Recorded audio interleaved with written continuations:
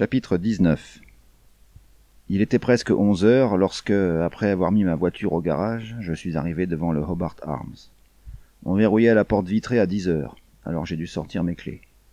À l'intérieur, dans le hall morne et carré, un homme fit atterrir son journal du soir près d'un palmier en pot, et il jeta son mégot de cigarette dans le pot.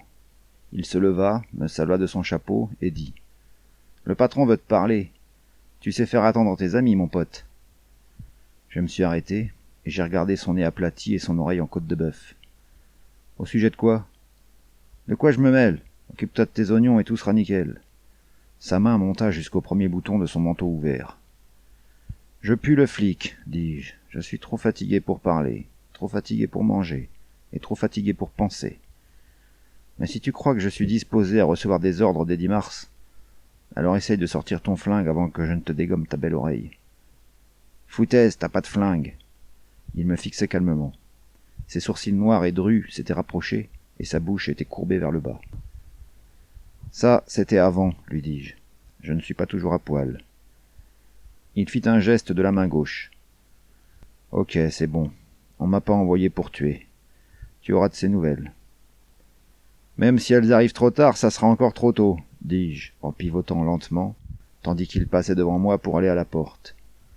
Il l'ouvrit et sortit sans se retourner.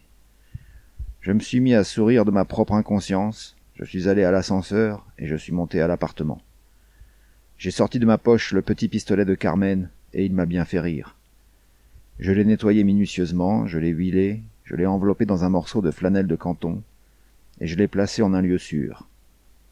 Je me suis préparé un verre et j'étais en train de le boire lorsque le téléphone sonna. Je me suis assis près de la table sur laquelle il était posé. « Alors comme ça, vous jouez au dur ce soir » dit la voix d'Eddie Mars. « Je suis balèze, rapide, dur et plein d'épines. Que puis-je pour vous ?»« Il y a les flics là-bas, vous savez où. Vous m'avez laissé en dehors de tout ça ?»« Et pourquoi le devrais-je ?»« Je suis gentil quand on est gentil avec moi, soldat. Et quand on ne l'est pas, je ne le suis pas non plus. »« Tendez l'oreille et vous entendrez claquer mes dents. » Il eut un rire sec.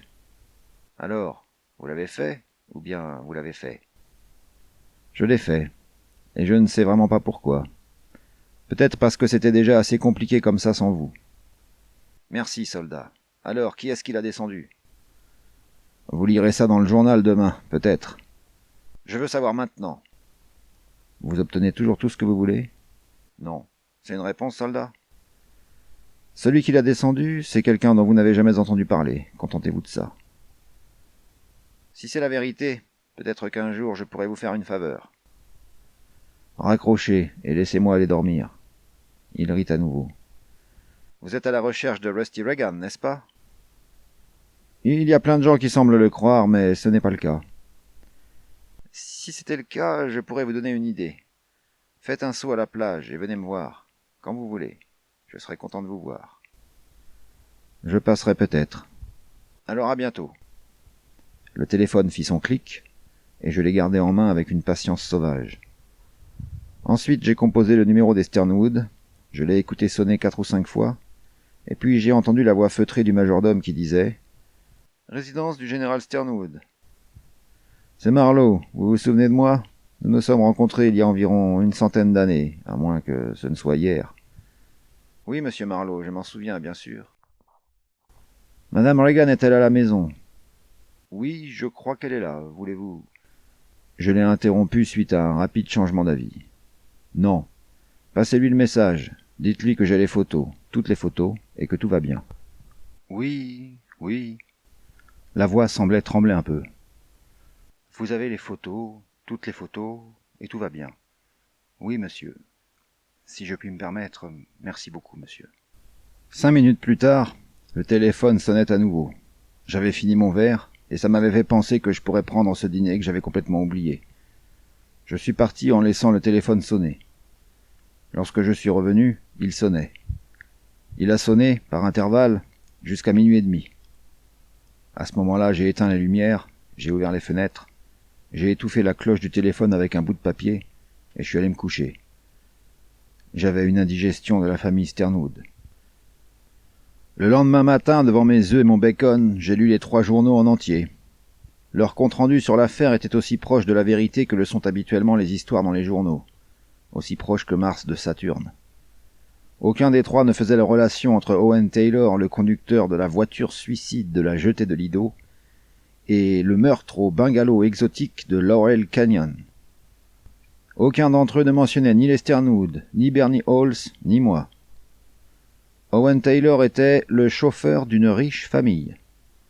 Le capitaine Cronjagger de la brigade de Hollywood obtenait tout le mérite de la résolution des 2 meurtres de son district, dont on supposait que la cause était une dispute au sujet des bénéfices générés par un service de télégraphie dirigé par un certain Geiger, dans l'arrière-boutique d'une librairie de Hollywood Boulevard. Brody avait tué Geiger, et Carol Lundgren, par vengeance, avait tué Brody. La police avait placé Carol Lundgren en garde à vue. Il avait avoué. Il avait un lourd passé, probablement au lycée. La police retenait également une certaine Agnès Lozel, la secrétaire de Geiger, en tant que témoin essentiel. C'était un beau morceau de littérature. Cela donnait l'impression que Geiger avait été tué cette nuit, que Brody avait été tué environ 1 heure après, et que le capitaine Cronjagger avait résolu les 2 meurtres le temps d'allumer une cigarette. Le suicide de Taylor faisait la une de la 2e partie. Il y avait une photo de la berline sur le pont de la barge à moteur, avec la plaque d'immatriculation occultée, et quelque chose, recouvert d'un drap, allongé sur le pont à côté du marchepied. Owen Taylor était dépressif et en mauvaise santé. Sa famille vivait à Dubuque et son corps serait envoyé là-bas. Il n'y aurait pas d'enquête.